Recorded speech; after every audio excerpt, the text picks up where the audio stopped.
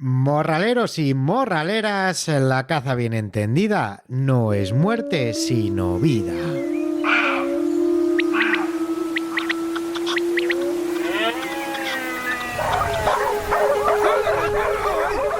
El morral del cazador.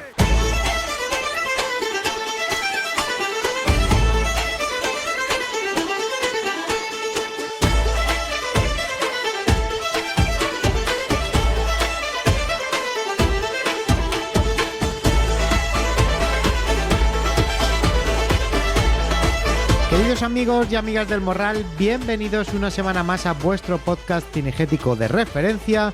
Bienvenidos al Morral del Cazador número 484. Espero que estéis todos bien. Llegamos al ecuador del mes de junio y con todo un verano por delante, es verdad, pues que vemos muy lejos el inicio de una nueva temporada, de una nueva desveda, y se nos hace eterno este tiempo. Pero también os digo que, bueno, pues es porque nos puede esa ilusión de una nueva temporada.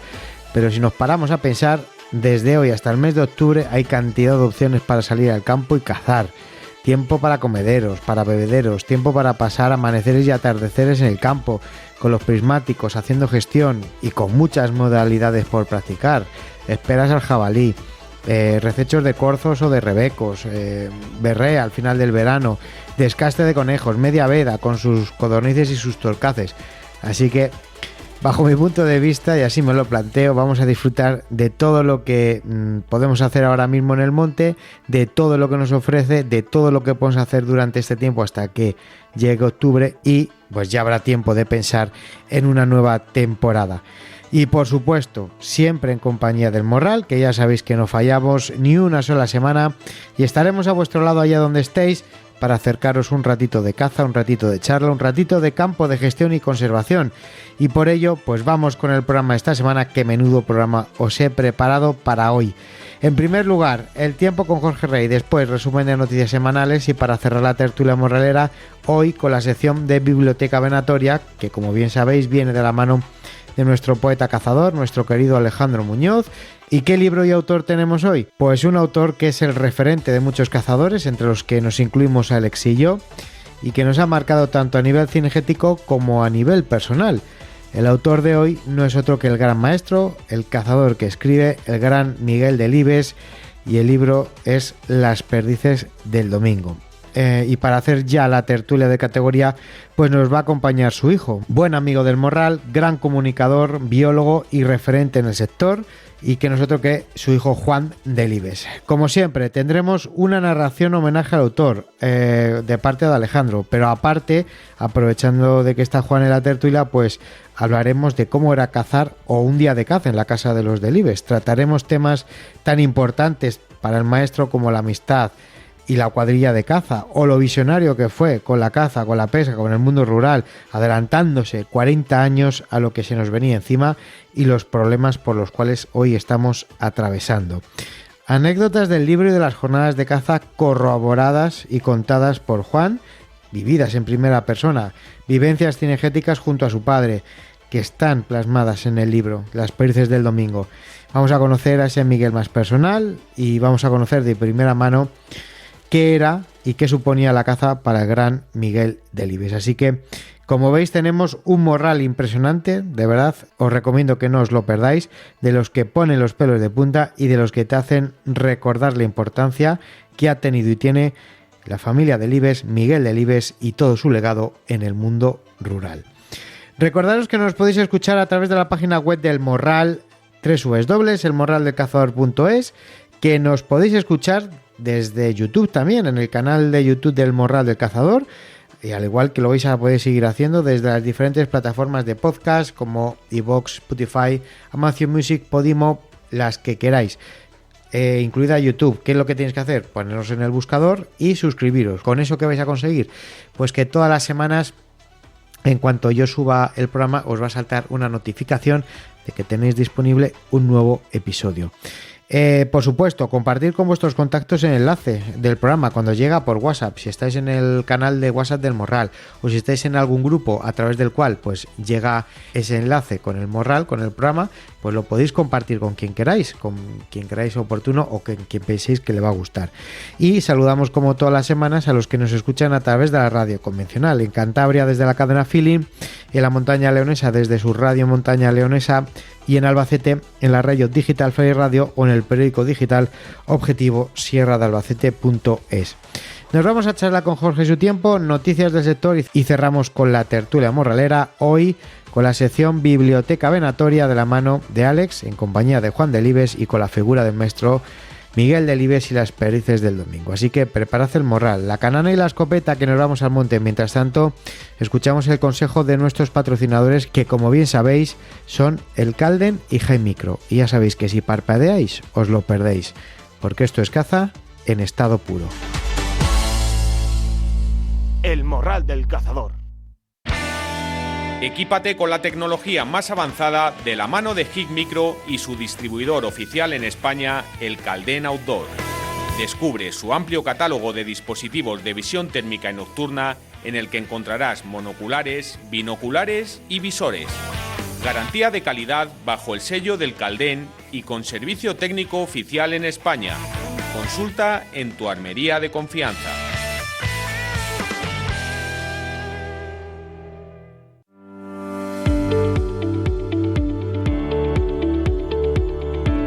El tiempo en el morral. Y como cada semana, nuestra primera parada obligatoria es acercarnos a la ventana del tiempo con Jorge Rey, Su Tiempo con JR de la Organización Meteorológica Tradicional, pues para saber lo que nos tiene de parada esta última semana antes de entrar en la semana más propia del verano. Jorge, muy buenas y bienvenido al Morral una semana más. ¿Cómo estás? Bueno, obligatoria porque querrás saber cuándo deja de hacer calor o qué. Obligatoria porque ya sabes que eres un referente y muchos son los oyentes los que nos escriben y nos preguntan: oye, pregúntale a Jorge. Digo, paciencia, que para el próximo programa lo dirá. Esa previsión que tenemos para estos próximos días, bueno, fíjate, este miércoles salía en Telecinco que me preguntaban: oye, ¿y cómo es que en el norte ha hecho tan fresco y en el sur tanto calor? Porque es verdad que en el sur no han bajado proporcionalmente tanto las temperaturas Esta semana. Junio. En general, las 2 semanas que llevamos, bueno, pues ha arrancado con frentes que llegaban desde el Atlántico, rozando todo el Cantábrico, bueno, en general todo el norte, dejando más viento. Y, claro, eso dejaba en general un ambiente bastante tranquilo en el centro y sur de España. Pero lo que está claro es la llegada de la inestabilidad, Javi. Es decir, hablamos de tormentas ahora de cara a mediados de junio. Y, bueno, es que concretamente hablamos que en la semana que viene, entre el 14 y el 20, es decir, que ya... Bueno, el domingo podría empezar a notarse sobre todo en zonas más montañosas, pero bueno, en general la semana que viene, como digo, pues parece clara la llegada de lluvias en Galicia, bueno, en el Cantábrico, en Castilla y León, en Extremadura, también en Madrid, en Castilla-La Mancha, en Andalucía, en La Rioja, en Aragón. Bueno, Vamos. Que me podría estar aquí.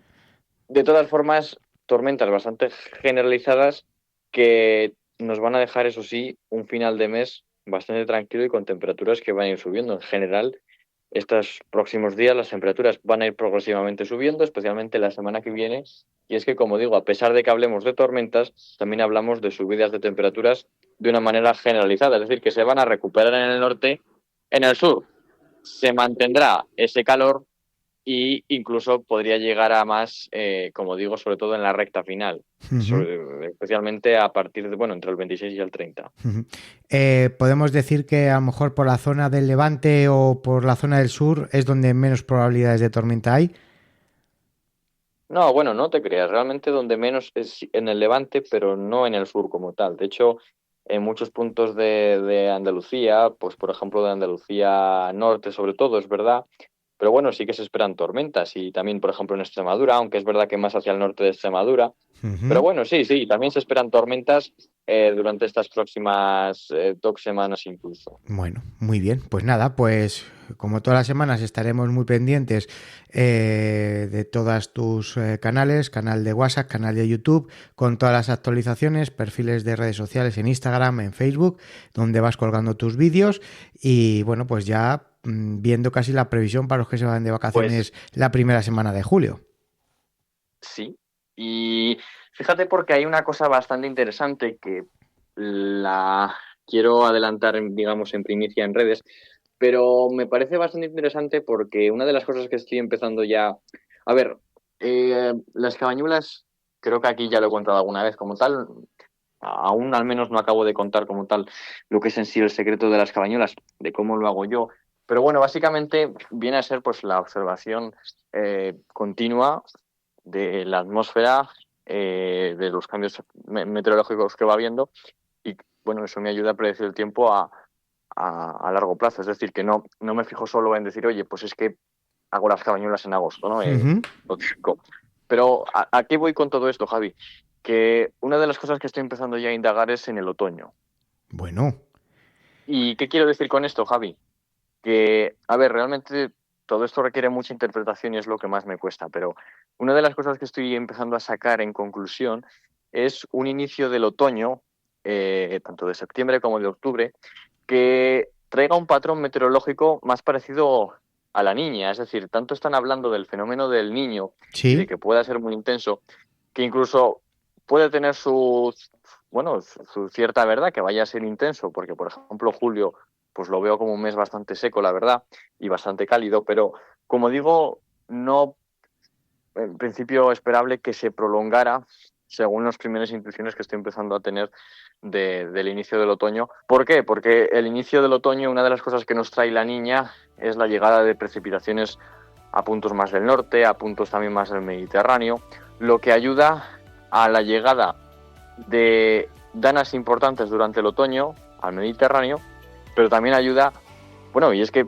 una de las cosas principales que veo es un otoño que sí que tenga ganas de empezar en otoño, me refiero a principios de otoño ya, en septiembre o en octubre, ¿sabes? Sí, bueno, de hecho, claro, es muy normal también, que en septiembre ya vengan las primeras tormentas, que vaya un poco ablandando el terreno. Pero lo digo sobre todo porque ya empieza también incluso a refrescar, me refiero que, no sé, las primeras señales o intuiciones que empiezo a tener del otoño de 2026, en principio no me cuadraría mucho con un histórico niño, que eso sí que se dice mucho, y eso pues bueno, alertaría porque sería como pues que van a venir muchos meses de extremos con sequías y bla bla bla. Entonces, en ese sentido pues parece que pues para el verano me cuadraría, pero ya de cara al otoño bueno, pues me refiero al final, lo digo también porque han estado metiendo como incluso en cierta forma cierta incertidumbre o miedo por lo que es el fenómeno del niño y su posible intensidad de manera histórica. Fenomenal. Bueno, pues iremos viéndolo. De momento vamos a disfrutar del verano, que luego ya tendremos tiempo de cara a septiembre de irlo comentando. ¿De acuerdo? Venga, Javi, buen fin de semana. Pues un abrazo y muchísimas gracias como siempre, Jorge. Chao. Estás escuchando El Morral del Cazador. En el corazón de La Rioja, donde la tradición se mezcla con el sabor, nace Embutidos Clavijo. Productos cárnicos de primera calidad, elaborados de forma artesanal, como se ha hecho siempre. Chorizos, salchichones, lomos, curados con mimo, con recetas que pasan de generación en generación. En cada bocado, el sabor auténtico de nuestra tierra, porque en Embutidos Clavijo, lo natural sabe mejor. Visítanos el ardero en nuestra fábrica, en tu tienda de confianza o en nuestra web www.embutidosclavijo.com. Llámanos al 941 44 8871. Embutidos Clavijo, tradición que se saborea. La actualidad cinegética en El Morral.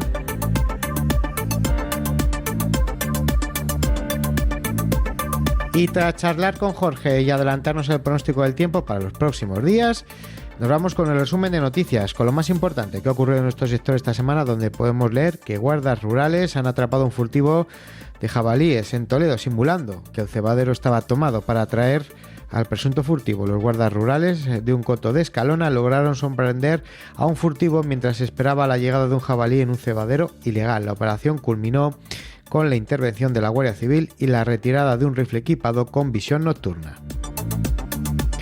La caza en la ecología de las aves necrófagas. Una jornada técnica va a abordar el próximo día 23 de junio en el Salón de Actos de la Escuela de Administración Regional de Toledo la simbiosis entre los buitres y la actividad cinegética, así como la gestión y los retos para la conservación de estas aves emblemáticas.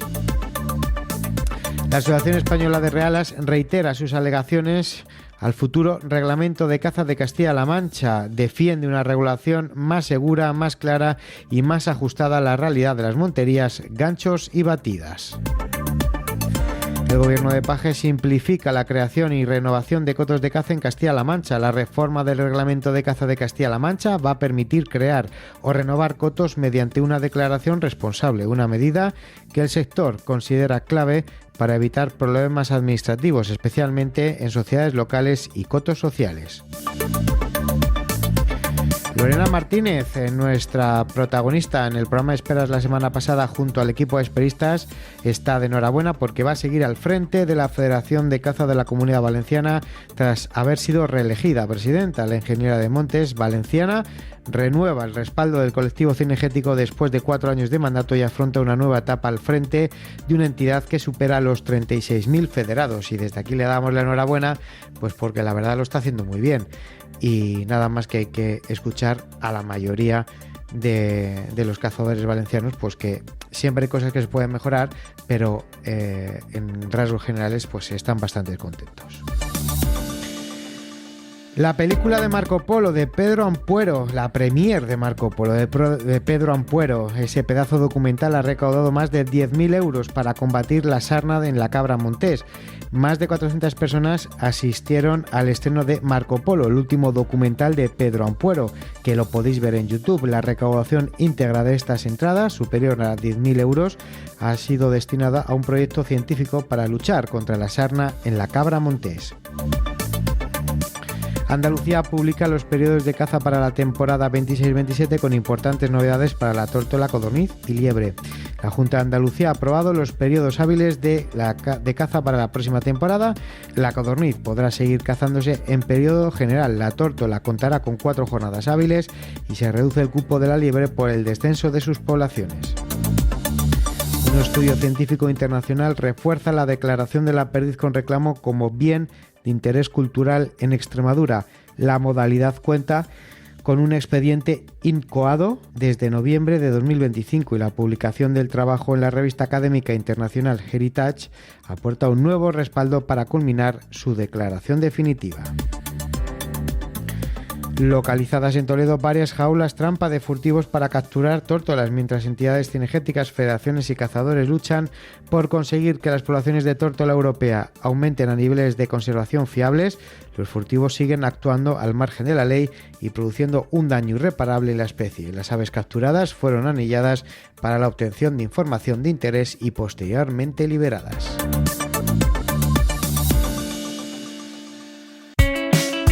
¿Eres cazador, eres pescador o amante del mundo ecuestre? Entonces tienes que conocernos.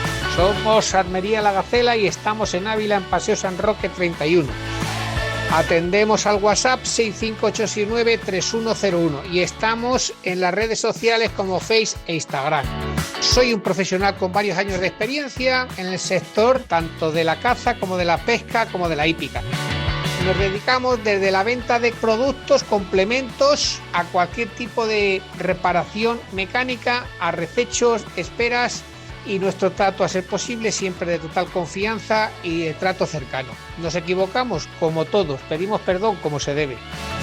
Si vienes de parte del Morral del Cazador, tendrás un descuento, dependiendo del tipo de artículo, desde el 5 al 20%. Nos puedes escribir o llamar al 65869-3101. Muchísimas gracias y esperamos contar con ustedes.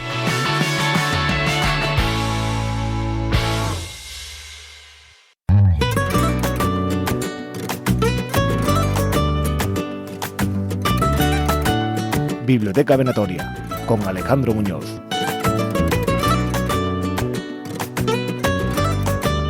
Bueno, morraleros, vamos a por la tertulia semanal, vamos a por la sección que tanto os gusta y de la que tanto aprendemos y en la que cada 2 o 3 meses nuestro poeta cazador, nuestro narrador de historias, nuestro Alejandro Muñoz, pues nos acerca la sección Biblioteca Venatoria, en la que pues presentamos un libro de nuestro sector y en ocasiones a su autor. Querido Alejandro, bienvenido de nuevo al Morral, ¿cómo estás? Bien hallado, Javi, muy bien de estar otra vez con vosotros y bueno, ahora adelantaremos, pero estoy ante el Morral más especial que he grabado de cuantos hemos hecho. Bueno, y ahora no vamos a adelantar detalles. ¿Qué tal te ha tratado el tiempo desde la última Biblioteca Venatoria? Bien, mucho trabajo en el ámbito académico y bueno, muy tranquilo también con la naturaleza, el campo.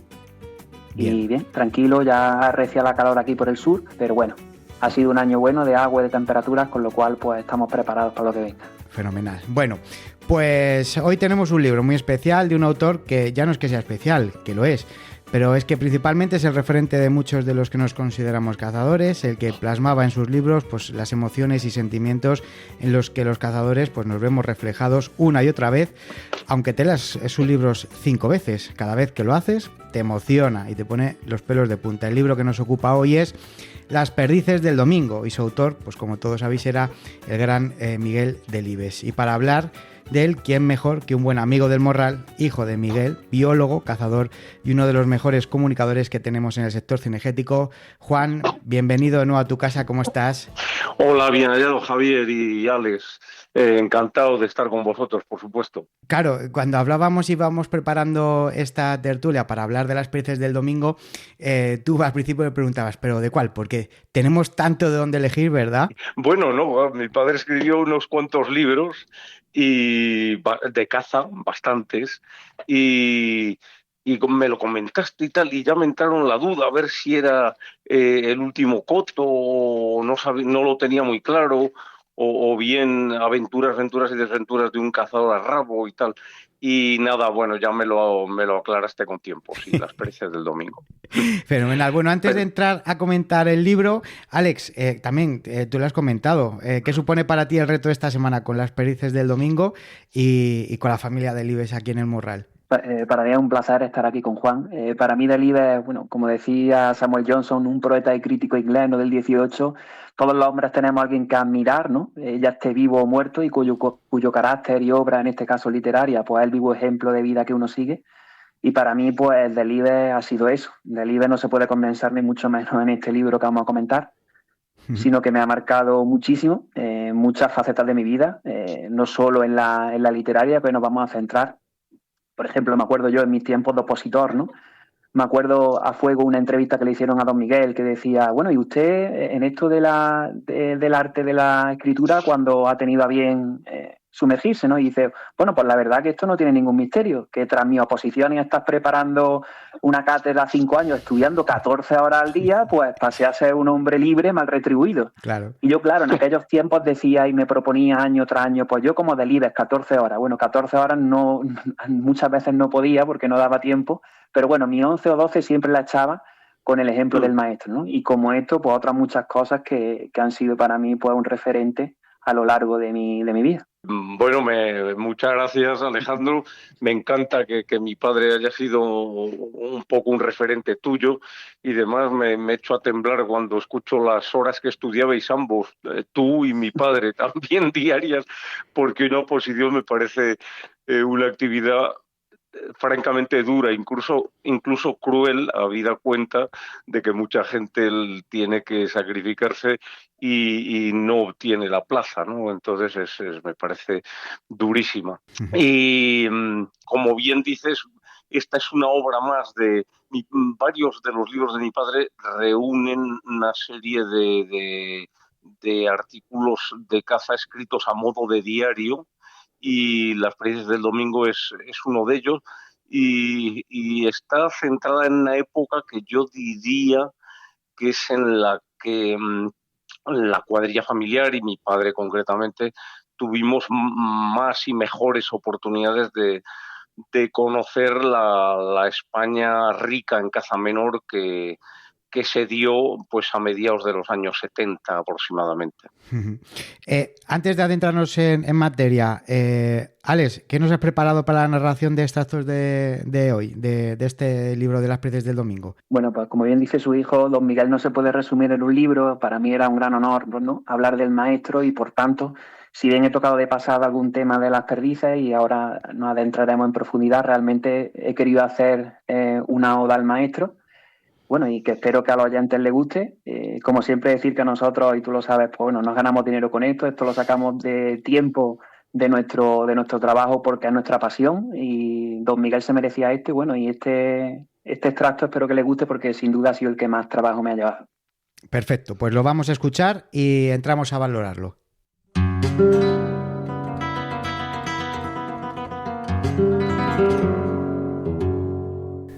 Hoy afronto mi programa más especial, pues es dedicado a mi maestro humanista y cinegético. Hoy será la única vez que los límites entre la novela humanista y la cinegética se fundan como el incienso y la oración dentro de una vieja catedral en silencio. No podía permitirme hablar de Delibes sin rescatar a algunos de aquellos personajes con los que derramé las primeras lágrimas sobre un viejo libro. Porque Delibes fue mucho más que un cazador como somos todos nosotros. Fue el eco humano de unas gentes que se perdieron para siempre, pero que gracias a su pluma serán eternas. El maestro también fue una voz de vanguardia de lo que estaba por venir en nuestros campos. El eco de sus palabras se hace ensordecedor. Ya nadie duda que la naturaleza y el hombre avanzan lenta, pero inexorablemente hacia el precipicio. Ya nadie duda que Delibes no era pesimista, como él decía, sino que, como aseveró Benedetti, un pesimista es un optimista bien informado.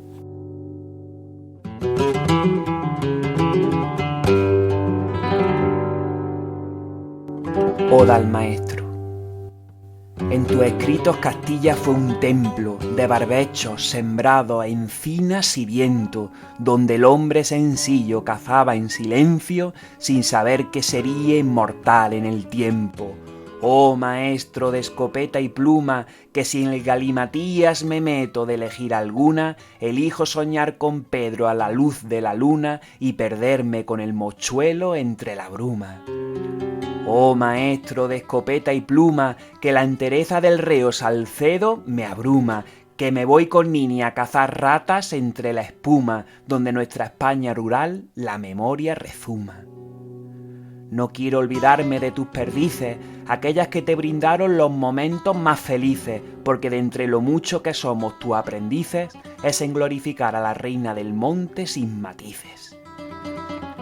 Oh maestro, en el mundo en agonía, ya profetizaste lo que se venía, como el hombre rompió la armonía que sobre la tierra Dios proveía.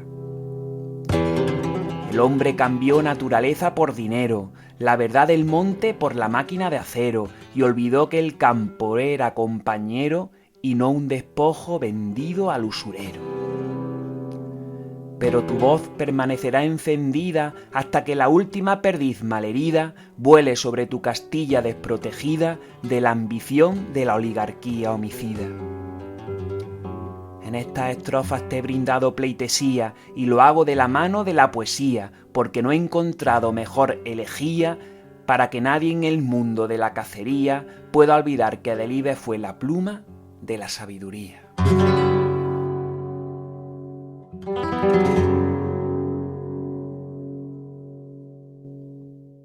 ¿Qué te parece, Juan?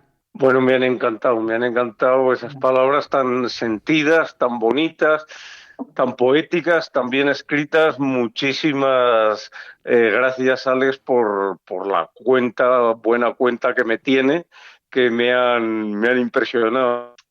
Involucras a muchos personajes de sus obras. Me ha emocionado y me ha gustado muchísimo. Te felicito y te doy las gracias. Gracias a ti, Juan, gracias a ti y sobre todo a tu padre, porque como han marcado mi vida con una huella indeleble. Muchísimas gracias, me emociona. Mira, los 7 hijos del IBE estamos embarcados en un proyecto que a veces nos resulta difícil, os lo voy a reconocer, que es llevar la Fundación Miguel Delibes. Cuando murió mi padre, las administraciones dijeron, mira, vamos a hacer una fundación, si queréis participar los familiares, vosotros veréis y tal. Y nos costó tomar la decisión porque no somos muy proclives a algo semejante y aceptamos el reto y tal. Ahora, bueno, pues llevar una fundación no es fácil y tal, por suerte la nuestra es muy humilde y va bastante bien, pero cuesta y nos planteamos a veces incluso la posibilidad de si merece o no merece la pena seguir, ¿no?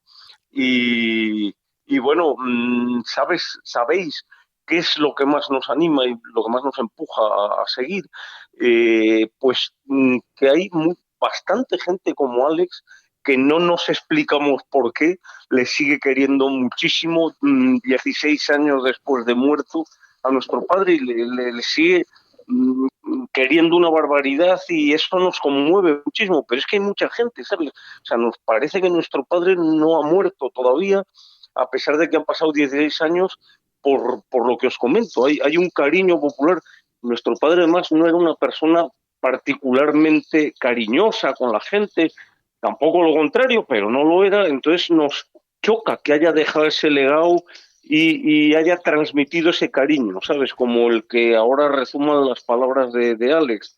Entonces, bueno, pues por eso estamos eternamente agradecidos tanto a Alex como a mucha gente como Alex que le profesa también una admiración y un cariño brutal pese a que ha pasado 16 años desde que murió.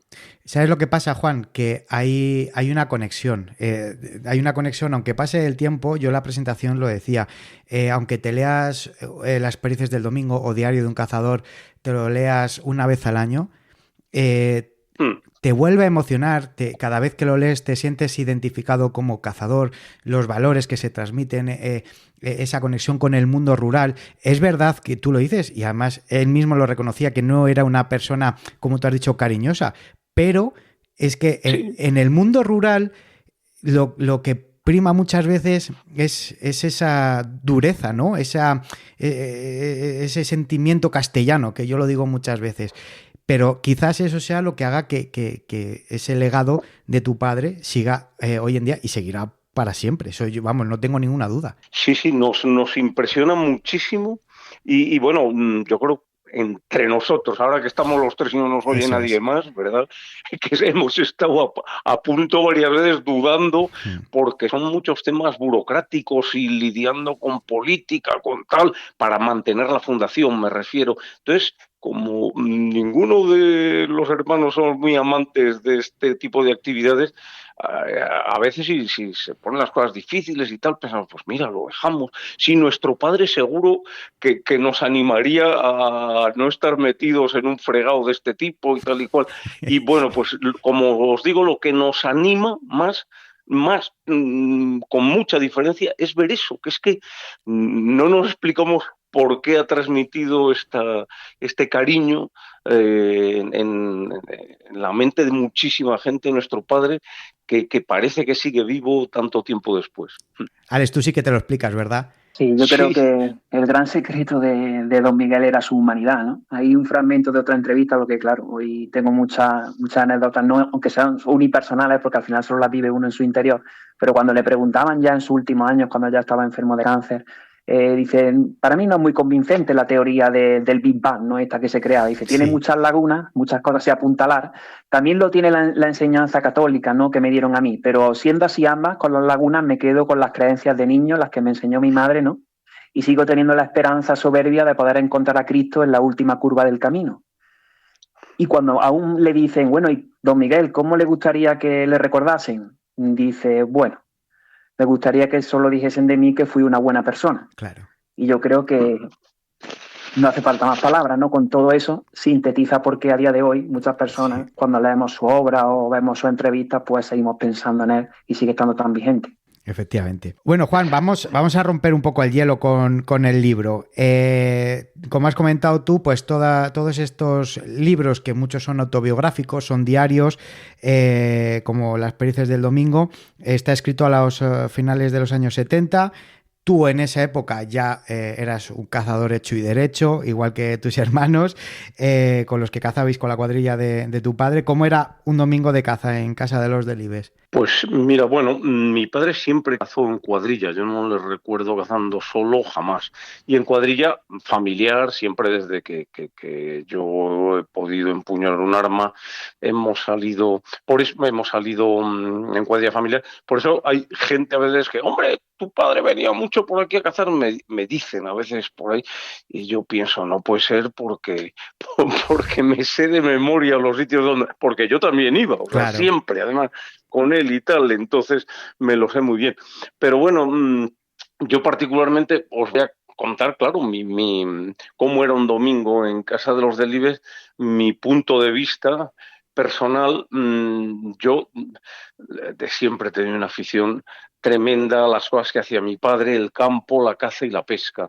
Entonces, desde que era muy pequeño, y mi padre era muy estricto, muy recto, y bueno, nunca nos sacó a cazar, a tirar, hasta que teníamos la edad legal para ello, cosa que me parece muy bien. Ahora me molesta cuando hay gente que dice, mi hijo de 8 años ya ha matado su primer jabalí y tal. Pues hombre, muy mal, porque es ilegal para empezar, y lo dice mucha gente. Y mi padre no, yo recuerdo con 14 años, acompañado de un mayor, y hacemos los trámites en una gestoría, me acuerdo, es cuando salí por primera vez. Pero antes, si te portabas muy bien o sacabas muy buenas notas, tenían que ser circunstancias muy especiales, te ponía el listón muy alto él mismo, a veces Claro. demasiado alto, para ir de morralero, y yo me moría de ganas de ir, y las pocas veces que fui de morralero, bueno, yo no dormía. Pero bueno, las jornadas que yo no iba, me acuerdo que estaba esperando desde las 4 de la tarde que llegaran los cazadores a mi casa. Entonces los cazadores eran mi padre y mis 2 hermanos mayores. Y yo recuerdo, les abría yo la puerta, y ese olor a pólvora, la pólvora de antes, a cuero, a los morrales, probablemente a sangre y a las piezas que traían, o sea, era como una droga para mí. Y yo lo primero que hacía, las piezas las traían en morrales, pues era sacar todo para ver qué habían cazado y tal, y contarlo, preguntarles cómo había sido y demás. Bueno, me apasionaba.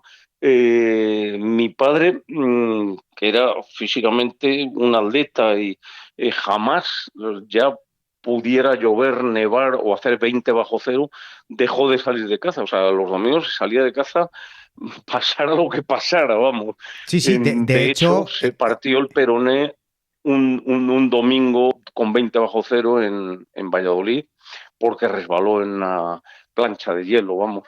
Y bueno, a mi padre le volvía loco, era su gran pasión, mucho más que la pesca y que otras cosas. Por eso también os comento que ahora que la Junta de Castilla y León ha hecho una casa museo Miguel Delibes en Valladolid, bueno, con todos los útiles y todo el legado del escritor que hemos cedido los hijos, y no lo ha diseñado la Junta. Y hombre, nos hemos quedado un poco desconcertados cuando vemos que no aparece casi nada de caza, ¿sabes? Entonces lo hemos dicho a la Junta. Y bueno, no han dado explicaciones, pero está claro que es porque la caza no viste mucho hoy día y no está bien vista. Bueno, pues habrá que darle un palito a la Junta. Les hemos transmitido nuestro descontento. O sea, es que no puedes andar ocultando la realidad. La caza para mi padre era una pasión total. Entonces, pues si haces un museo de él, pues lo tienes que reflejar también, obviamente. Pues nada, esto del museo me deja un poco desconcertado, pero bueno, como es un audio tan bonito y no quiero entrar en camisa de 11 varas. Yo solo, estoy disfrutando como un niño pequeño cuando cuenta su hijo, ¿no?, toda esa andanza. Yo, si quieres, voy a leer la justificación que hace, ¿no?, porque también es premonitoria de lo que estaba por venir, y seguimos comentando el libro. Sí, claro. Decía don Miguel: Domingo tras domingo, en otoño y en invierno, el cazador sale al campo en pos de las perdices, unos días con suerte y otros sin ella, pero en todo caso, las perdices disminuyen en la percha y en el campo, con lo que no descarto que estas páginas, al correr de los años, tampoco demasiado, puedan ser la constatación de un proceso devastador en virtud del cual Castilla se fue despoblando de pájaros, como siglos atrás se despobló de bosques. El tiempo hablará y no tardando. De momento, aquí queda como un documento fehaciente y nostálgico este diario puntual donde he ido consignando pacientemente, a lo largo de 4 años, mis inefables aventuras dominicales. Perdonad que os lea, pero es que hablar hoy de Don Miguel y no leerlo me parece un sacrilegio, ¿no? Y aquí ya nos adelantaba un poco, pues, ya no solo su pasión por las perdices, que obviamente era bien sabida. Yo cuando he leído sus libros, pues, es una cosa fácilmente palpable, sino también una de las grandes puntos fuertes de Delibes, ¿no? Que fue ya un visionario de lo que estaba por venir en nuestros campos. En cuestión, en el tema de la patirroja, pues fíjense ahora, ¿no? Cómo estamos, en qué pocos cotos, ¿no? Ya quedan unas densidades como las que en este libro y en esta jornada nos cuenta Don Miguel y su cuadrilla. Bueno, lo ha dicho Alex al principio, que efectivamente fue un poco visionario y el mundo ecologista también le ha rendido muchos tributos. Sabéis que escribió el discurso de su entrada a la Real Academia Española para asombro y desconcierto, por qué no decirlo, de todos los académicos. Coño, fue un discurso ecologista y alertando un poco de los peligros, esto en los años 70, de que se nos echaban encima, de los cuales, bueno, acertó en casi todos. Muchos ya eran cosas que había datos y demás, pero se quedaron, fue una cosa que no, claro, ahora hoy un discurso, claro, que alerte de si eso del daño al medio ambiente y tal es cotidiano y resultaría normal. Entonces fue una cosa insólita. Y en la caza, pues sí, yo a veces, yo incluso como mi vertiente de niño malo, ¿no? A veces me ponía malo un poco, vamos, no me gustaba que fuera tan pesimista. Entonces, nada, no, las truchas y tal, ¿qué tal mal, no? Y tal. Entonces tendía al pesimismo, pero como bien ha dicho Alex, luego acertó en casi todo. O sea, y de hecho la disminución, el declive de la caza menor ha sido tan dramático, tan brutal, sigue siendo, vamos, porque no termina de declinar, vamos, va para abajo sin freno. O sea, yo ahora echando un vistazo a las perdices del domingo leía días que nada, es muy mal, no hay nada y tal. Yo solo he podido cazar a 2 perdices. ¿Quién pillara 2 perdices bravas hoy día, vamos? Entonces, la verdad es que ha acertado, y lo que os decía es que a veces, con cierta, siendo bastante malo, yo me iba de pesca solo y a lo mejor pescaba muchísimo y tal, y llegaba, mira, papá y tal, y le enseñaba 12 truchas, el cupo, gordas y tal, como en el fondo era para demostrarle que no había que ser tan pesimista, que no tenía razón y tal. Pero bueno, con el tiempo me fui dando cuenta que no se había equivocado en nada, incluso a lo mejor hasta se podía haber sido un poco más agorero y pesimista todavía, porque las cosas en cuanto a la caza menor y las truchas incluso han ido a... Las truchas y la pesca de salmónidos, porque con el salmón, lo sabes tú bien, pues mira, el ejemplo que llevamos varios años y este año ya pues creo que ha quedado más que en evidencia en el norte, pues al final hay que tomar una determinación. Es absurdo seguir con la misma dinámica. Desde luego, vamos, yo estoy un poco escandalizado, pues la palabra, porque estamos viendo a 2/4 de nuestros ojos cómo se extingue el salmón, y las administraciones, que es de lo que más me quejo, sobre todo la asturiana y la cántabra, bueno, es donde quedan algunos salmones, no hacen nada, absolutamente nada. No lo han hecho nunca, sean del color que sean. Da igual. Las administraciones, y no me lo explico. O sea, es que no me... Yo he escrito un libro hace 2 años sobre el salmón que se ha difundido bastante poco. Vamos, para mi disgusto, he podido comprobar que no lo he visto en casi ninguna librería, pero pues, hablo de pesca mosca y conservación del salmón. Pues dale bombo, aprovecha, dale bombo, aunque esto sea caza, pero dale bombo, que no hay ningún pero problema. Vamos, no creo que lo encuentre nadie, excepto en Amazon, a lo mejor porque estoy molesto con la editorial. Luego leí, después de publicado, yo no me había fijado en el contrato que tenía y tal, y el contrato dice algo así: la tirada será entre 400 y 10.000 ejemplares a Claro. tenor de lo que considere la editorial. Claro, pues entonces entre 0 y 1.000.000, Claro. y voy a tirar 0. No, y en este caso han tirado lo mínimo porque yo no lo he visto nunca en la librería. Bueno, entonces en ese libro cuento que he tenido la suerte, que es verdad, de visitar desde hace décadas todos los países donde vive el salmón atlántico y pescar. Y he visto en todos, en Noruega, en Escocia, en Irlanda, en Islandia, la gente era hace 30, 40 años más depredadora que en España. Nos Mucho creemos más. que la gente mediterránea e ibérica particularmente hemos sido súper brutos y depredadores. ¿Qué va? Los escandinavos, por lo menos, son mucho más depredadores por tradición, lo llevan los genes que nosotros. Entonces, cuando yo pescaba en los años 90 o así en Islandia, Escocia, Noruega, ahí se mataban todos los salmones. Si podías matar un tío 18 en el día, los mataba así, sin ningún género de duda. Entonces he podido ver cómo con el tiempo se iban dando cuenta que el salmón iba menos, y esos mismos pescadores que mataban todo lo que podían, son los que le han terminado conservando. Y he visto ese cambio en todos estos países. Solo en uno he visto que no ha ocurrido nada, y es en España, es en Asturias y en Cantabria.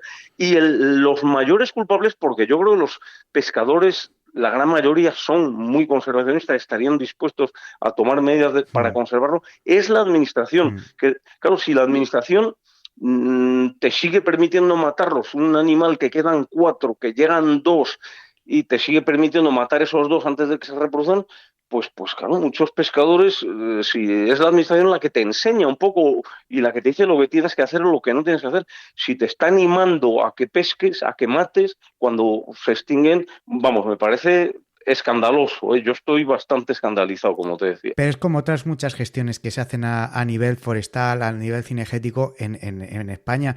Al final se disparan a ellos mismos a los pies, Juan. La fuente económica que ha sido siempre el salmón, cuando había salmones, que era un hervidero de gente en las riberas de los ríos, los restaurantes, pues lo mismo que la caza mayor y la caza menor, con sus ojeos, sus monterías, sus cuadrillas que van a desayunar a un sitio, bueno, que luego comen en otro sitio. Todo eso, y luego lo que suponían los permisos de pesca para los salmones, que no son baratos, que eso era dinero para la administración, todo eso se va a perder. Al final se están pegando un tiro en sus propios pies.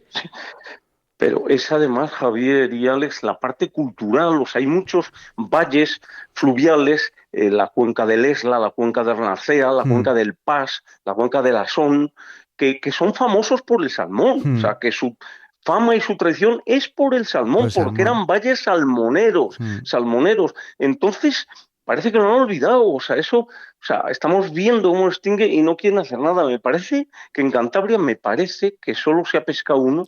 Y ante mi asombro se ha subastado a bombo y platillo o sea, se ha matado para empezar, pero en el Nansa, en Cantabria no queda ni uno.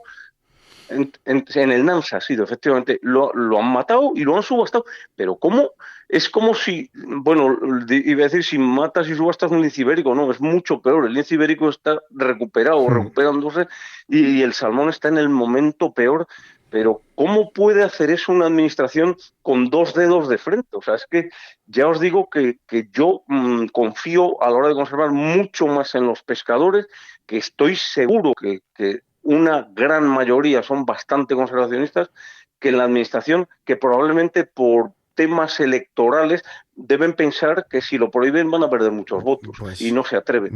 Y bueno, me parece escandaloso, la verdad. No sabía si íbamos a hablar de esto, pero te lo agradezco que lo hayas sacado. Nada, hombre, faltaría más. Y eso, dale bombo a tu libro, que hace falta que la gente se lea ese libro y que, bueno, pues que llegue a cuantos más hogares, mejor. Así que, ¿cómo se llama el libro para si alguien está interesado, Juan? Es de una colección de la editorial Secotia, que son libros de pesca mosca. Entonces el editor me hizo la oferta de que escribiera yo, y le dije que me gustaría hablar de pesca mosca, pero también de conservación del salmón. Y hablo del salmón en el mundo y en España. Y sinceramente yo soy muy crítico con todo lo que hago y me autocritico mucho. Y de no es que me parezca una cosa buena, pero bueno, me quedé conforme con el libro. Luego pasa es que estoy muy deprimido, porque es que los libros de esa colección a mí me consta que se distribuyen muy poco, que se editan pocos, pero es que el mío yo creo que menos todavía, porque como os digo, yo nunca lo he visto en una revista. Y el título exacto pues es Pesca Mosca. En la colección es cómo pescar, es la lubina a mosca, la trucha a mosca, los barbos a mosca y tal, y este debe ser Pesca del salmón a mosca y su conservación, algo así, de Editorial Secotia. Fenomenal, muy bien. Pero vamos, se encontrará en Amazon, yo creo, nada más, porque en librerías yo, como os digo, no lo he visto. Bueno, pues en Amazon hoy en día compra muchísima gente, o sea que el que esté interesado, pues ya sabe lo que tiene que hacer. Alex, más cosas. Vamos a volver a las perdices ya al maestro, ¿no? Sí, por supuesto. Bueno, el maestro tiene aquí 3 frases que me encantan. Una que decía, ni la perdiz castellana ni el besugo sahariano pueden soportar esta presión, ¿no? Cuando él ya veía que esto era, vamos... pues eso, el besugo sahariano. Que esto iba para abajo. Claro. Decía, hablando de la misomatosis, escribí que la enfermedad había puesto en un brete no solo a los conejos, sino de rechazo a las perdices, que eso es otra cosa que cualquiera que gestionamos un coto lo vemos, que al final si no hay un epicentro en el conejo que por su labor reproductiva y su densidad puede absorber pues en un CENI ecológico pues todo el impacto de todos los predadores, si a eso le añades que además te centras en las perdices, pues como bien decía don Miguel, pues eso era... eso era impepinable lo que iba a pasar. Y luego también atisbaba ya el problema, fíjense, porque yo siempre veo, como dice su hijo, lo visionario que era, ¿no? Ya él en los 60 decía el riesgo que podía ser la introducción de la perdiz chúcar en estas tiradas que se hacían y se soltaban ya por la baja densidad. Se hizo fatal. Luego, años después, nos hemos dado cuenta, efectivamente, que ha sido para lo que es la reintroducción de perdices de esta especie, de esta variante, es calamitosa a largo plazo para la conservación del ecosistema, con lo cual, una vez más, ¿no? Hacía de visionario en lo que nos podía deparar el futuro. Qué pena, ¿no? Que en ese momento pues no hubo gente en las administraciones, bueno, creo que tampoco la hay mucha ahora, pero bueno, yo creo que menos. No supiera ver, que no supiera ver todas estas perlas ya que nos iba dejando de Delibes por el camino. La verdad es que la cosa ha ido a mal, como señalaba mi padre, y no sé, iba a decir por tratar de ser un pelín optimista, no de optimismo ninguno, pero quizá hay alguna sí, un poco más positivo. La única diferencia a nuestro favor respecto a otros países de Europa Occidental es como Italia, como en buena medida Francia o Inglaterra, que prácticamente ya toda la caza menor es de bote, son animales de granja. Y nosotros, aunque muy pocas, seguimos teniendo todavía grandes extensiones, superficies de nuestro país con perdiz salvaje y animales salvajes por poco tiempo, porque se tiende a repoblar, e incluso me preocupa que algunas federaciones autonómicas y demás me consta que van diciendo por ahí un poco que el futuro es la pérdida de granja y tal, y no, yo ahí disiento totalmente y creo que nos tenemos que apretar el cinturón, cazar menos. Mira, yo tengo con amigos un coto que cazamos desde hace 35 años en Cuenca, que había la tira de perdices, luego se fue a pique como toda la zona, y lo hemos vuelto a acotar mucho más barato, claro, porque hay menos. Y no, lo que hacemos es ir y tratar de cazar cada uno un conejo o dos, una torcaz. Ahora hay codornices en invierno y cazamos alguna. Bueno, pues cazas una, a lo mejor cuando vas y tal. Y tratamos de no tirar a las perdices. O si tiramos, mira, este año ha habido el que más y hemos dejado más que ninguno. Eso es importante, tal y cual. Dejar madre. Claro, o sea, estamos tratando de recuperarla, ¿sabes? O sea, entonces, me decía un amigo catalán, claro, es que nosotros en Cataluña soltamos mucho porque no tenemos tantísimas como otros. Digo, no, es que nosotros nos aguantamos y en vez de querer llevar 8 a casa de granja o de lo que sea, pues o no las tiramos. Yo un par de días dejo a mis compañeros matar una cada uno. Una perdí cada uno, pero un par de días en la temporada, nada más. Entonces, bueno, pues las cuidamos. Y fíjate, Juan, que a diferencia de cuando cazabais con la cuadrilla de tu padre, en esa época la perdiz era una ave cerealista totalmente. Se cazaba en los llanos y se cazaba en los barbechos, en los rastrojos, y ahora la perdiz cada vez va tirando más al monte. O sea, ahora las perdices autóctonas, las perdices salvajes que van quedando, cada vez más son perdiz de montaña, perdiz de sierra. Sin duda, la perdiz, desde luego, yo lo veo en casi todas las especies sobre las que depredo, es decir, perdices, truchas, que han cambiado mucho, aprenden de la predación a las que están sometidas y tal, y son distintas. Yo recuerdo, cuento mucho, antaño con mi padre, levantas un bandito de perdices y, por ejemplo, meterlas en un maíz alto de 2 metros y pico de altura, era garantía de que íbamos a cazar varias. Hoy día las metes en un maíz alto y, bueno, no van a hacer lo que hacen entonces, que te salían contra el cielo, ¿sabes? Contra el cielo, a huevo, muy cerca. Y ahora o se van a peón y no vuelan, o si vuelan van a salir bajitas, rasas, y no las vas a poder tirar tampoco. O lo mismo en pinarcitos pequeños, bajitos, si las metías antes era un chollo, porque luego te salían hacia aquí. Ahora no las ves, si las metes en el pinar. Las truchas ha pasado 3/4 de lo mismo, que en la época que pescaba, que nos iniciamos a mosca seca, mi padre y yo, si lograbas poner una mosca flotando, en estas épocas, en mayo, junio, era garantía de que ibas a traer a muchas truchas que iban a salir. Sí. Luego hubo un boom de la mosca seca y dejaron de picar porque aprendieron, y la gente se puede pescar con ninfas, con perdigones, en el fondo del río. Y ahora están aprendiendo a perdigones, otras que están empezando a dejar de picar de tanto pescar. Las aves evolucionan. Claro. Y bueno, entre la agricultura súper agresiva que hay zonas... mira, yo he sido socio de un coto de la Mancha, de Alcázar de San Juan, que es que es impresionante. Es que esta primavera estuve en una finca vinícola y tal, de 1000 y pico hectáreas, de estas cuidada, pero con una agricultura muy agresiva, y ya al recorrerla vi que no había ni alaudios, ni alondras, no había pájaros, ni uno. Y se me ocurrió preguntar en uno de los discursos que dieron, digo, oye, ¿veis alguna perdiz? Me miraron como diciendo, pero ¿veis este señor? ¿Qué es eso de una perdiz? Fíjate. Es que no hay ni una, ninguna. Pero se debe mucho también a lo agresivo de las prácticas agrícolas. Claro. Y como bien dices, pues por esa razón tienden a quedar algunas más en montaña, en zonas de montaña. Ojo, que tampoco sé, yo tengo una casita en las montañas de León, y antes había más perdices, pero ahí no hay agricultura, ninguna. Y no me preguntéis por qué, pero en todas esas montañas también van bastante a menos las perdices, y no es el mismo problema, claro, que en Alcázar de San Juan, ni mucho menos. Ahí será cosa de depredadores, quizás, y al final la pérdida del hábitat, el abandono del hábitat, pero bueno.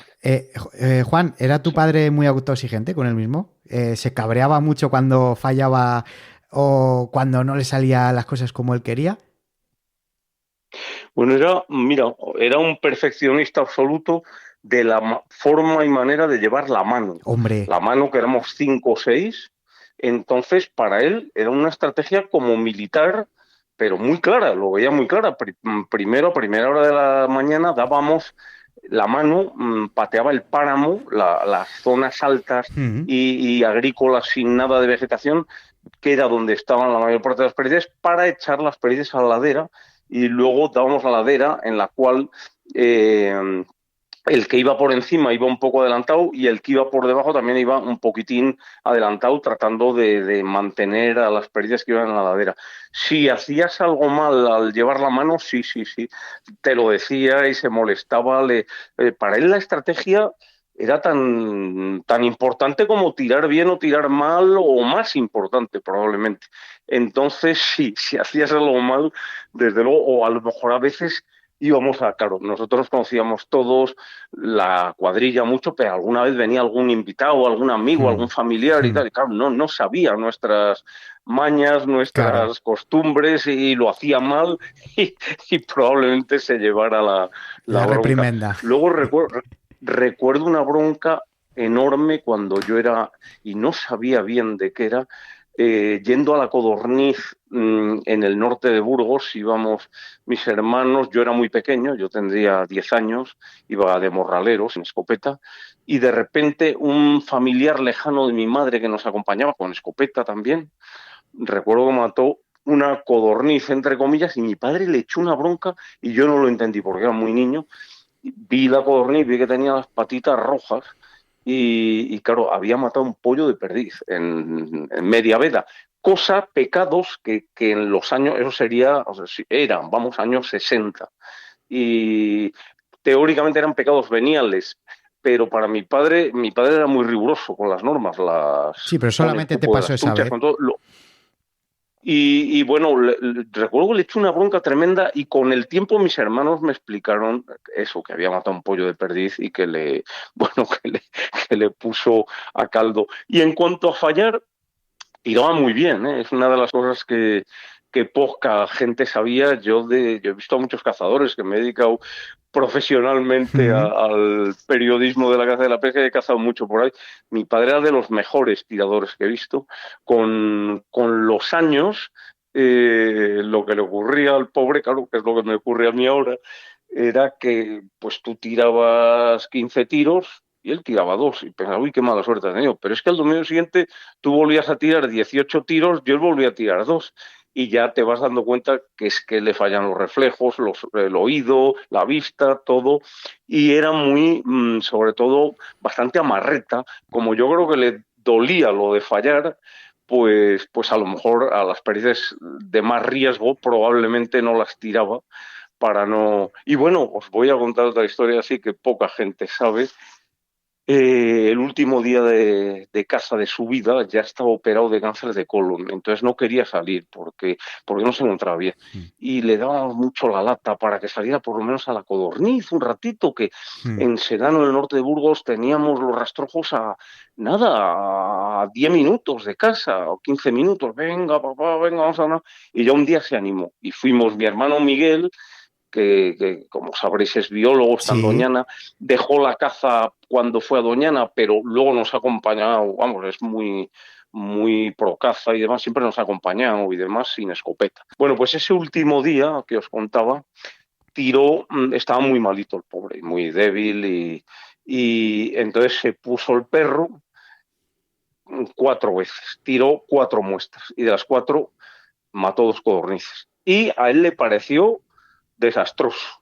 O sea, ahí sí que le vi enfadado, vamos, como enfadado, nada, Miguel, coge la escopeta, le decía a mi hermano, y Miguel, no, hombre, no, que yo no cazo, que cojas la escopeta ahora mismo. Oye, se lo dijo en un tono de autoritario que al final la tuvo que coger, me parece que para llevársela al coche o así, pero él le pareció un desastre fallar 2 codornices de muestra, aunque hubiera matado otras 2.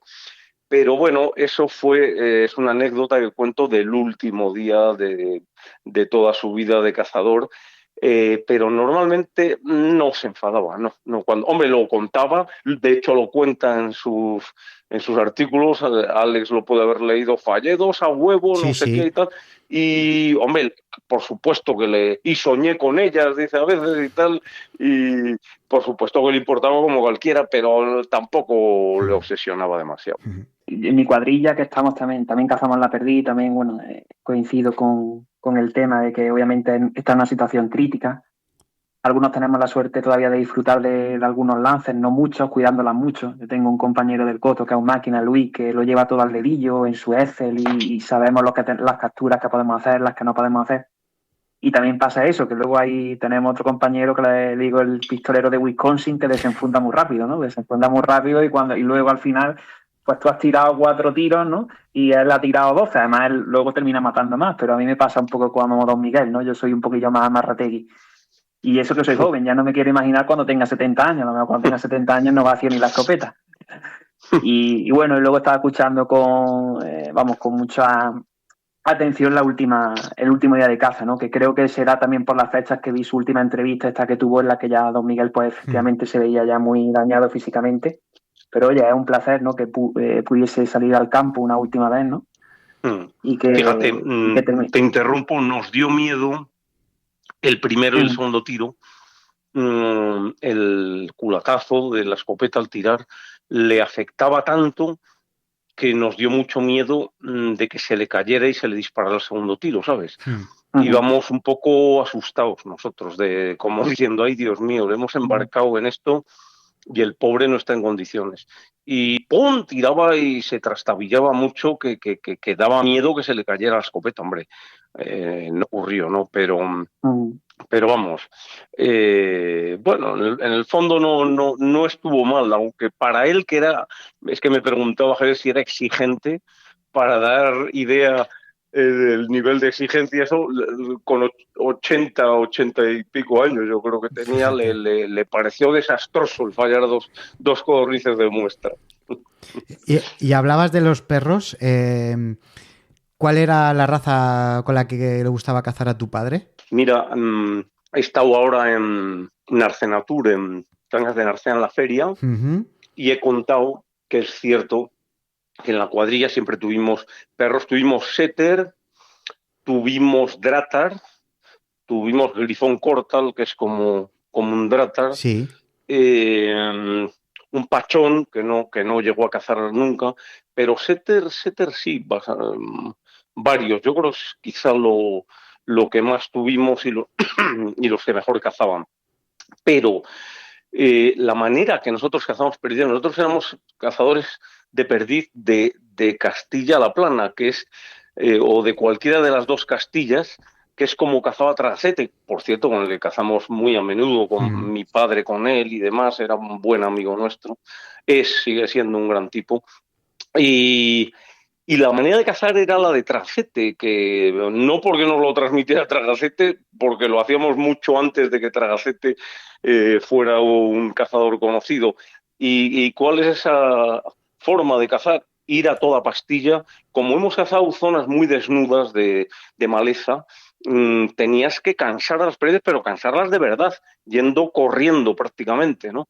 Entonces era volarlas y casi sin que se hubieran recuperado, volverlas a volar y casi sin que se hubieran recuperado, volverlas a volar. De tal manera que a partir del tercer vuelo así ya tuvieras opciones de tú o cualquier otro compañero de la mano de tirarlas. ¿Qué sucedía con los perros? Entonces, los pobres perros, si se picaban con un rastro, los dejabas atrás. No les hacías ni puñetero caso. Es que era así, Entonces, claro, ¿cómo vas a criar, un buen perro si no le haces ni puñetero caso? Un buen perro tiene que ir con un cazador solo, no puede ir con una mano y una mano que vaya a 100 por hora, que vaya corriendo por velocidad a las perdices. Claro, es muy distinta. Yo también he cazado en montaña y en el norte, que no tiene nada que ver en las montañas de León, en Cantabria, en el norte de Burgos, que ahí sí que se puede tirar una perdiz más o menos de muestra y que el perro te la marca y luego te guía hacia ella. Aquí todo esto se olvidaba, vamos. Entonces, lo peor de los pobres perros es que, además de no saberles educar, éramos los culpables, luego les exigíamos, primero, que nos cobraran todo y segundo, que cazaran bien la codorniz. Y no, alguno de los perros lo consiguieron, ser buenos cazadores a pesar de todo. Pero bueno, muchos otros no, pero la culpa era nuestra, claramente. Vamos. Bueno, al final... yo ahora cazo desde que murió mi padre, cazo a menudo solo con perro y he entendido perfectamente los múltiples fallos que cometíamos con los perros. Yo ahora les tengo un poquito mejor educados y disfruto muchísimo más de su ayuda. Que es una caza muy diferente. La caza en mano en ambas Castillas, lo que tú has dicho, en esos llanos en los que te ven las perdices a 1 kilómetro, pues al final o las cazas como tú dices o no las cazas, así de claro. Claro, exacto. Sí, a Tragacete, Ismael me decía muchísimas veces que a él el perro, pero incluso en la final del Campeonato de España le sobraba. Que me dijo muchas veces que le llevaba porque le tenía que llevar, porque era caza menor con perro, que si no ni le llevaría. O sea, y no, la estrategia de él era educarle para que no se le adelantara y le levantara las perdices largas, claro. Porque para lo demás no le servía. Si es que hasta él tenía muy buena vista, veía las perdices y las iba haciendo el caracol y demás y tal, pero ahí sobraba el perro. Es que no le... Quizá para alguna licorta, así para Sí. guardarla, pero él me lo dijo muchas veces, que a él le sobraba casi el perro.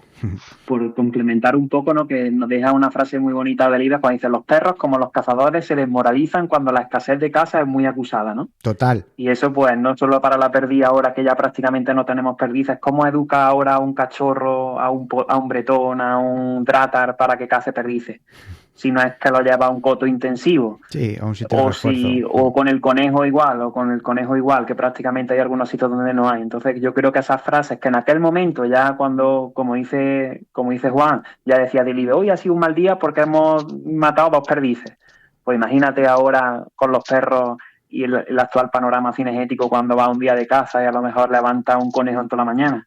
Obviamente así no puedes pedirle luego al perro que sea un figura, igual que no le puedes pedir a una persona, como por ejemplo yo cuando empecé a cazar con esta cuadrilla, con nuestros amigos en las perdices, pues obviamente yo las primeras perdices pues no le daba ni al cerro gordo, si no está acostumbrado a tirar perdices salvajes, pues no tira ninguna, y es ya al segundo, al tercer año ya cuando le vas cogiendo, vas tirando, vas acumulando experiencia, cuando ya obviamente te vas convirtiendo en un cazador pues realmente por lo menos normal en cuanto a batir piezas, ¿no? Pues eso pasa un poco con los perros.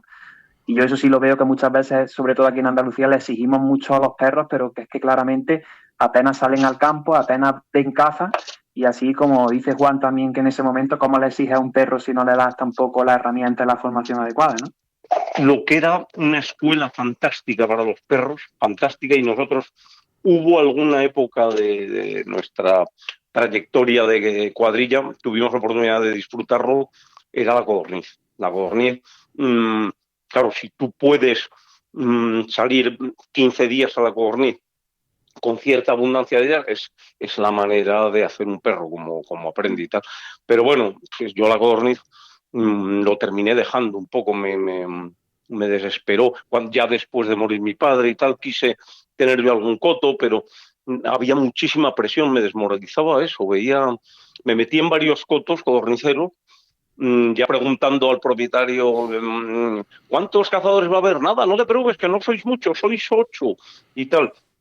Pero es que los 8 eran cazadores que cazaban todos los días hábiles de luz a luz y mataban todos los pollitos pequeños, no sé, chicos, yo eso ya me...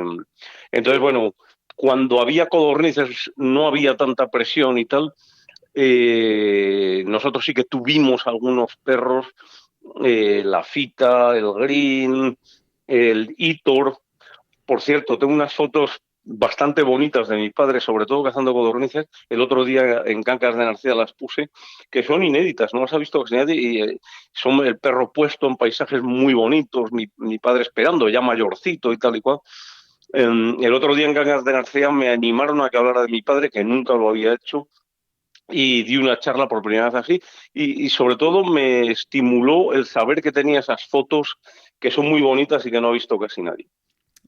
Pues esos son recuerdos y bueno, pues es verdad que así es imposible, que no te da la sensación de como que ya hace 16 años de que no está con nosotros físicamente, pero mentalmente está más que conectado, ¿a que sí, Alex? Totalmente. Su obra, sobre todo yo cuando releo El hereje o releo Las ratas, es que al final son obras de una humanidad tan grande y de unos personajes tan eternos, ¿no? Que consigue hacerlo eternos, que al final yo creo que, lo comentaba Juan, que la gente le tenga ese cariño, y ya no solo gente del ámbito cinegético, sino del ámbito social, es precisamente por esa humanidad que destila en su obra. Yo creo que ahí está la gran magia del maestro. Juan, ¿tenía algún sitio tu padre, algún cazadero así que gustara más cazar? Pues como has comentado, Sedano, habéis cazado en Olmedo, sitios que se comentan en los libros, en la Sinova, ¿algún sitio que tuviera él predilección o que le gustara por algún motivo en especial?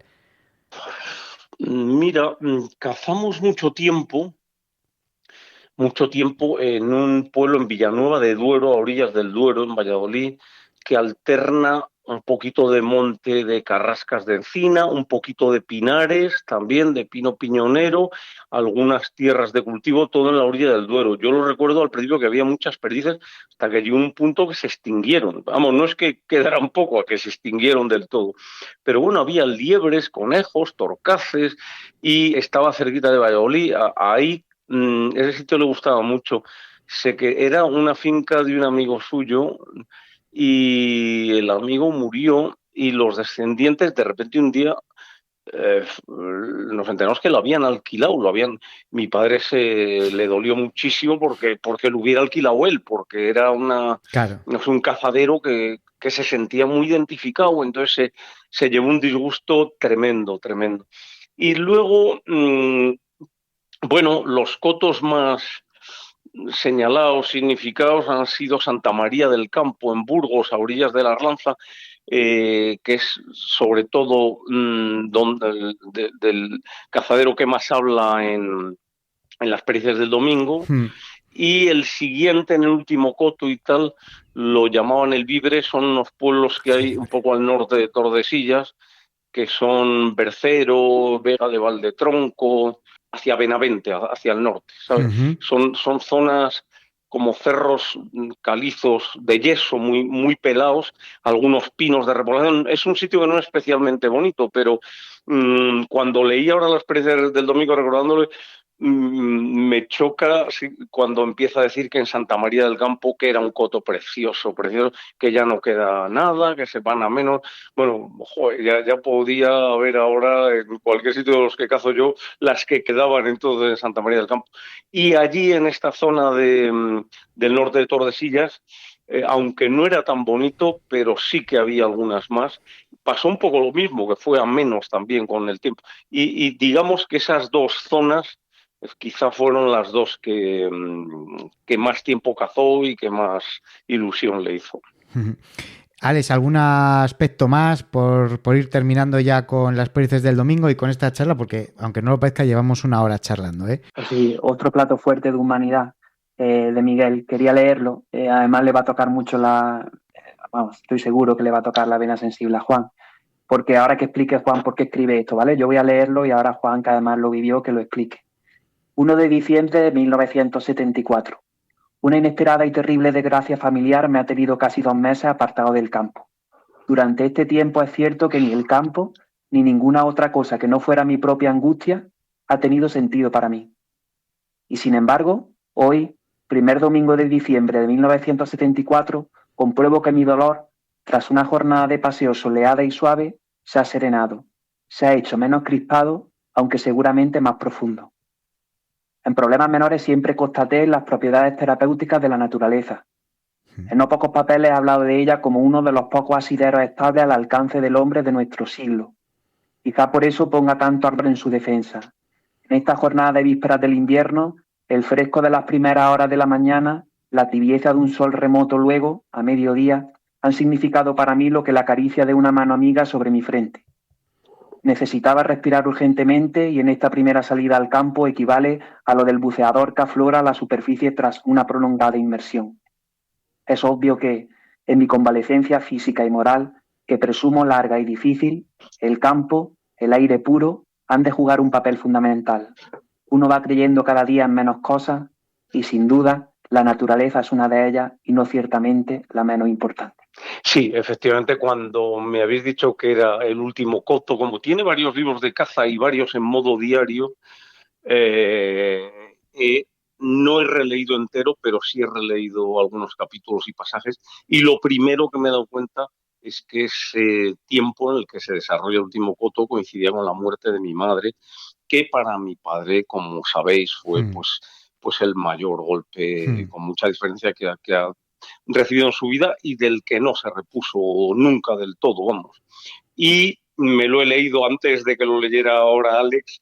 Lo primero que he ido a leer, al saber que el último coto coincidía con ese periodo, he leído ese capítulo y he leído exactamente, ¿no? Y efectivamente me han gustado cosas que ponía que su espíritu se había serenado, que el dolor no solo no había desaparecido, sino que probablemente era más profundo, pero que estaba más sereno, sintiendo el aire frío de la mañana y demás. Y bueno, estoy seguro de que posiblemente, dentro de que nunca lo superó la muerte de mi madre, pero que la mejor terapia que tuvo, sin ningún género de dudas, fue salir al campo, seguro. Y bueno, la muerte de mi madre fue una cosa totalmente inesperada, porque la operaron de un tumor benigno en un nervio del oído, y una operación que no había muerto nadie, pero pues bueno, algo saldría mal. Tuvo una hemorragia en el posoperatorio, entró en coma y no salió. Y bueno, nos quedamos en shock todo el mundo, pero particularmente mi padre, que es más, bueno, os voy a contar una intimidad.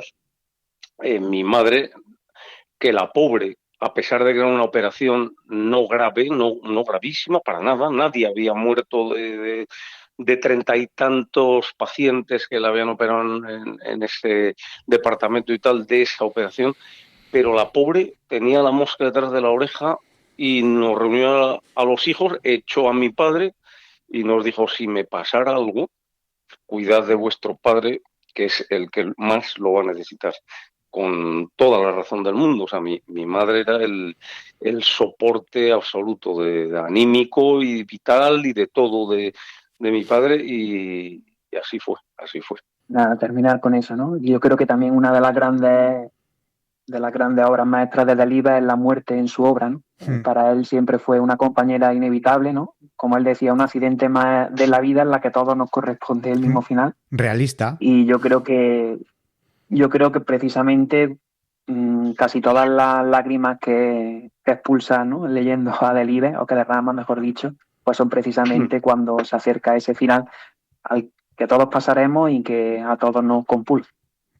Sí, pero fíjate, es verdad que lo que es la acción cinegética, la caza, te enseña a eso, a que la vida tiene un principio y un final. Y es que es así. Y yo no sé, pero quizás como que, no digo que estemos más preparados, pero que como que lo tenemos más asumido. No sé si estáis de acuerdo conmigo. Estoy completamente de acuerdo. Que lo aceptas de una manera más natural, la muerte, ¿sabes? Tú estás viendo cada poco tiempo la muerte de las piezas que tú cazas incluso. Y de tus perros cada X años. Sí, y aprendes a aceptar la tuya también como un proceso natural, que tiene que ocurrir y ocurrirá, y bueno, y os avanzo cuando tengáis mi edad, que incluso con la edad yo creo que lo vas aceptando sin duda. Bueno, es una cosa lógica también, pero lo vas aceptando aún mejor todavía, exactamente como eso, como un proceso natural. Yo a veces he pensado el otro día que caminaba por Somiedo en Asturias, vi 2 osos y posiblemente los vi en las laderas opuestas, lejos, pero estaba lleno de bichos y tal, había... Y no, bueno, yo he tenido incluso como cazador de caza mayor algún momento delicado, de jugártela, vamos, como cazador de arco y como cazador de rifle y demás. Y bueno, luego lo pensaba, y bueno, si me hubiera matado un jabalí herido o lo que sea, pues mira, hubiera sido un proceso de la vida, vamos, igual que yo les cazo a ellos, claro. Ellos tienen todo el derecho a defenderse, y cazarme a mí o darme muerte a mí no hubiera pasado nada. O sea, así es. Que se acepta mejor siendo cazador, efectivamente. Bueno, Alex, yo creo que ha salido una tertulia redonda, creo profunda, destacar el valor cultural, cinegético, el legado que nos dejó Miguel con todos sus libros, los valores como personas que también existen en los libros con todos sus personajes, la amistad, la conservación, el respeto, el amor por los animales y por ende, yo siempre lo digo, el respeto por el amor y por la caza, ¿verdad? Totalmente. Espero que, bueno, ya he tenido el placer, aunque sea aquí, de conocer a Juan, a ver si en adelante, ¿no?, seguimos con esta saga del libro de Delibes, difícilmente superable, pero bueno, es siempre un placer escuchar algunas de las vivencias más íntimas que tuvo el maestro. Juan, muchísimas gracias en una nueva ocasión, pues por haberte pasado por el Morral, por habernos dejado disfrutar un ratito de ti, de toda la familia Delibes, de tu padre, de las anécdotas y bueno, pues como he dicho, ese valor, ¿no?, que hay detrás vuestro, de toda la familia. Ya sabéis que es un placer, me ha encantado la entrevista, me ha emocionado en muchos momentos, ¿sabes? Porque parece que no, pero sí, las horas pasadas están muy cerca.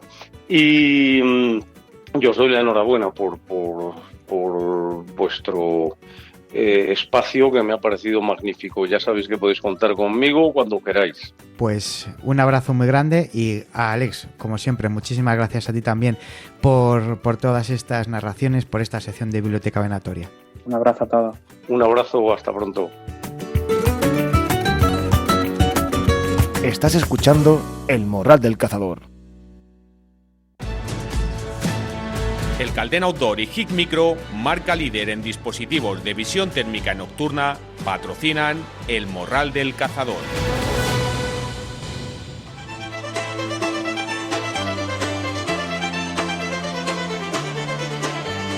Bueno, morraleros, pues hasta aquí llega el programa 484. Espero que haya sido de vuestro agrado. Ya os he advertido al principio que no iba a ser un programa más. Al final, siempre que la familia del Libes está presente, pues lo hace especial.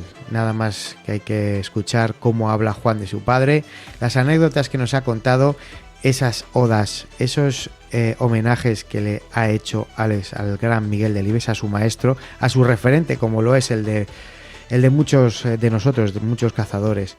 Y bueno, pues lo premonitorio que fue, es una auténtica maravilla. A mí no deja de sorprender, y como he dicho, cada vez que lees un libro suyo, aunque te lo hayas leído ya 5 veces, siempre sacas alguna anécdota nueva, algún aspecto nuevo a destacar o algo que te llama la atención. Y bueno, pues es que viniendo del maestro, pues no es de extrañar. Más que recomendable Las Pericias del Domingo y cualquier libro de nuestro maestro cinegético en cuanto a escritura, el cazador que escribía, don Miguel Delibes. Espero que haya sido de vuestro agrado. Anteriormente hemos tenido el resumen de noticias y anteriormente pues hemos tenido el tiempo con Jorge Rey. Yo me despido hasta dentro de 7 días. Nosotros no paramos. Aquí volveremos con un nuevo morral que ya tenemos en marcha. Así que hasta entonces, mucho cuidado con los desplazamientos, mucho cuidado con las armas. Y ya sabéis que la caza bien entendida no es muerte, sino vida. ¡Viva la caza!